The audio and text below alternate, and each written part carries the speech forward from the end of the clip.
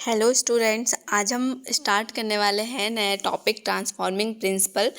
तो इस जो टॉपिक में बताया गया था कि जो लास्ट में हार्से एंड चैस ने प्रूफ किया था कि डीएनए ही जेनेटिक मटेरियल है।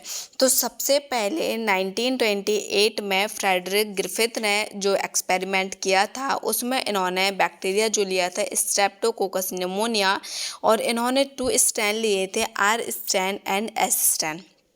तो इन्होंने क्या देखा कि जो एस स्ट्रैंड था वो स्मूथ था एंड आर स्ट्रैंड था रफ स्ट्रैंड। तो स्मूथ स्ट्रैंड या एस स्ट्रैंड वो म्यूकस की जो इसके ऊपर कोडिंग होती है, तो म्यूकस की पॉलीसेकेराइड की कोडिंग होती है जिसकी वजह से वो शाइनी या स्मूथ होता है, जबकि आर स्ट्रैंड के ऊपर किसी भी तरीके की कोई कोडिंग नहीं है। तो इन्होंने क्या देखा, क्या बताया कि जो आर स्ट्रैंड था, जब इन्होंने माइस या चूहे पर जो एक्सपेरिमेंट किया तो देखा कि चूहा लाइव था, जिंदा था। अब इन्होंने जो एस स्ट्रैंड लिया उसके बाद जो माइस पे किया तो देखा कि चूहा डेड हो चुका था, मर चुका था। तो हमने क्या देखा था अभी यहाँ पे कि जो एस स्ट्रैंड था वो डिसीज कॉज कराने के लिए रिस्पॉन्सिबल था। अब इन्होंने क्या किया कि एस स्ट्रैंड तो लिया लेकिन उसे हीट किल कर दिया, मतलब जो इसके अंदर बैक्टीरिया था उसे हीट देके उसे किल कर दिया, और उसके बाद जब माइस पे एक्सपेरिमेंट किया तो देखा चूहा जिंदा था। इसके बाद इन्होंने देखा कि जो S strand heat kill plus R strand लिया उसके बाद देखा कि चूहा डेड।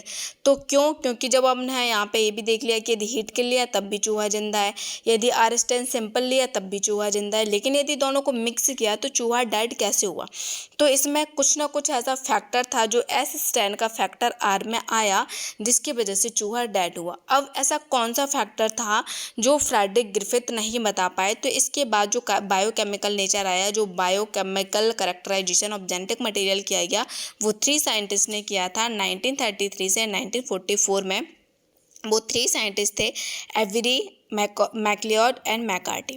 इन्होंने क्या किया कि प्रोटीन्स को डाइजेस्ट करने के लिए जो प्रोटीएज एंजाइम की हेल्प ली।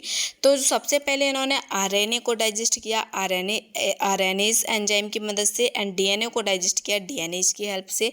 तो इन्होंने जब आरएनए को डाइजेस्ट किया उसके बाद यदि ये वाली प्रोसेस देखी गई तब भी देखा गया कि चूहा डेड है, लेकिन यदि जब डीएनए को डेड किया गया तब देखा कि चूहा लाइव है, मतलब चूहा कैसा है, जिंदा है।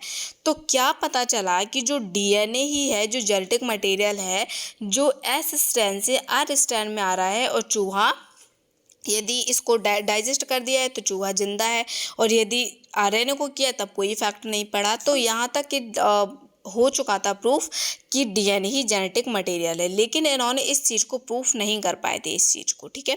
तो यहाँ पे फिर वो नेक्स्ट साइंटिस्ट आए जिन्होंने इस चीज़ को वेरीफाई किया, प्रूफ किया।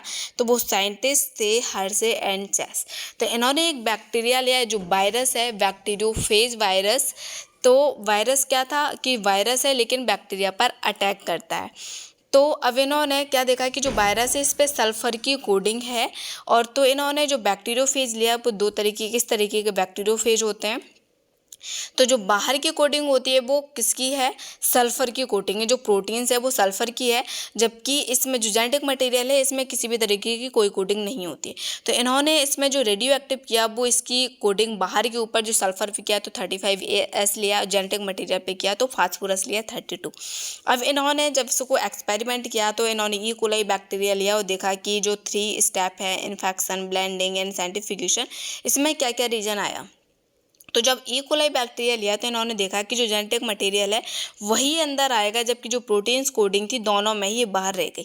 जबकि इसमें प्रोटीन्स कोडिंग जो बाहर वाली थी, जो सल्फर कोटिंग थी, उसे रेडियो एक्टिव किया था, जबकि इसमें जेनेटिक मटेरियल को रेडियो एक्टिव किया है। तो देखा कि दोनों में ही जेनेटिक मटेरियल ही आगे आ रहा है। अब इसमें भी देखा कि जो नॉर्मल जेनेटिक मटेरियल है, इसमें देखा कि रेडियो एक्टिव जेनेटिक मटेरियल है। तो क्या पता चला कि जेनेटिक मटेरियल ही है जो डीएनए है। तो इस चीज़ को प्रूफ किया था हार्से एंड चैस ने, ठीक है। Thank you.